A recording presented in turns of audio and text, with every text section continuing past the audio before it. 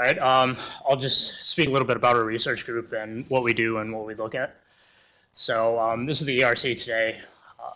There's about 40 people working, postdocs, students, PhD students, master students, and undergraduate final year project students as well. So we're through an SFI grant, we have a strategic research cluster known as the Sustainable Electrical Energy Systems Cluster. And these are our member partners, and there's the ERC is a part of that, and there are 14 industry members within the ERC. And we send students back and forth between ESB, AirGrid, which is the transmission system operator within Ireland, NREL, which is the National Renewable Laboratory, Energy Laboratory in the United States. We have a PhD student based out there right now. We've sent students there before. I've spent 3 months within AirGrid itself. We work with we have another student in IBM right now, and we're kind of looking at all aspects of renewable energy within the electrical grid. So smart grids, markets, economics, the technical side of things, which I'll speak about in a little bit. But as part of the ERC, we have several different work packages, and within the SRC cluster that we're looking at. So flexibility is the first one, and we look at frequency stability within that system, voltage support requirements, flexibility metrics. So how do you quantify the introduction of wind energy into your system, and what can you do from the traditional resources that you have in terms of adding flexibility and support mechanisms to your system. Control looks at a lot more of the technical aspects. So how do you control distributed energy distributed resources within the distribution system? Within the power system, we're talking about reactive power control, voltage control from wind farms and other renewable energy resources. Load and storage, so we're looking at, within this you'd also be looking at electric vehicles, heat load, whether stochastic optimization and processes for scheduling and distribution of wind energy into your system. We're also looking at how markets and policy will be impacted by the increase of renewable energy in your system. And we're trying to set up demonstrations between GE and other companies, so looking at how we can integrate different new controllers as a test bed in the Irish electricity system.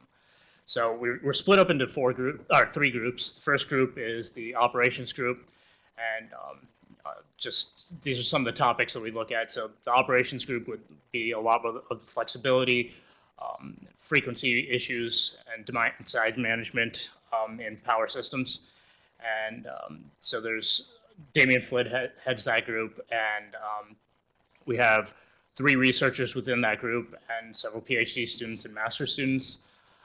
Mark O'Malley is the head of the SRC, the director of it, but he also has a group within the operations group. So he has 2 researchers there and 4 PhD students. The networks group, which is what I'm part of, I'm a researcher within that, and we have 5 PhD students and 2 master's students. And what we look at here are more of the technical issues associated with grid. How do you accommodate large levels of renewable energy within the power system and get the system to operate with the security and reliability standards that are required of modern power systems. The economics group, which is based out of Trinity in Trinity College, Dublin, is headed by Eleanor Denny. So she has 1 postdoc researcher and I believe 7 PhD students now, along with the master's student. So they look at the feasibility from a cost-benefit perspective of integrating different types of renewable energy. So we look at not only wind, but tidal, electric vehicles, and a variety of other renewable resources into the power system. So most of our focus comes from wind energy due to the fact of the EU 2020 targets. So Ireland has the largest requirement in terms of wind energy to meet those targets set forth. So by 2020, 38% of of our electricity on the island is going to come from wind energy. And as part of this, there's only currently there's only 500 megawatts of interconnection to the UK. There's another 500 megawatt coming in. But in terms of the operational boundaries of where we can go further, basically in this plot, what you can see is as you move further down in terms of adding more wind into your system, you're going to have to require larger levels of increased demand. So Ireland's load isn't growing nearly as quickly as we're bringing in new wind to the system. So we're already around 1,500 megawatts of wind, and we're only between 4,000 megawatts and 6,000 megawatts of load at the maximum. So where wind energy is growing much faster than the load is growing, and basically you're going to hit certain operational boundaries in terms of how much wind you can actually have in your system and still operate it in a secure manner. So one of the issues, I mean, we're already hitting over 50% penetration within the system. So this is from September 6th and 7th of this year, so just a little over 2 months ago. We're for sustained periods of time, we're operating when we have very low demand.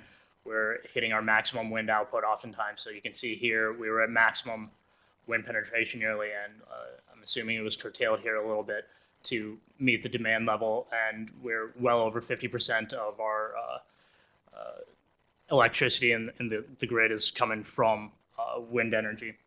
So the technical challenges of dealing with that are immense.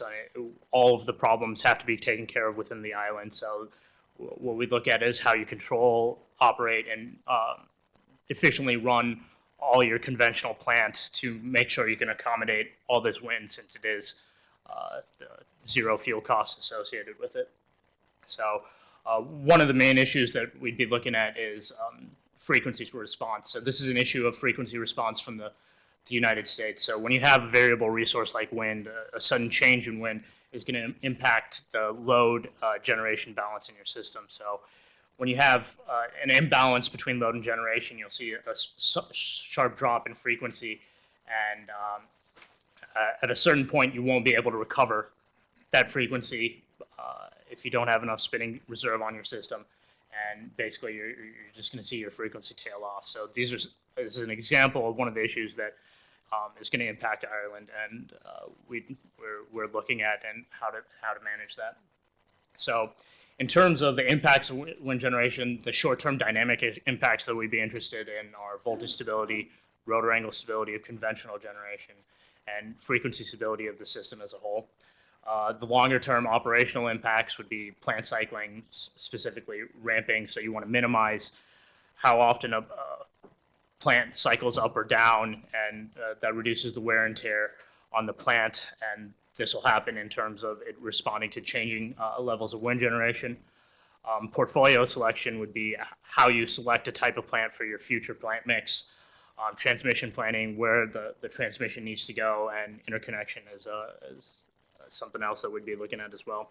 And within all this, storage is also an issue, and it's all part of what we look at the ERC. So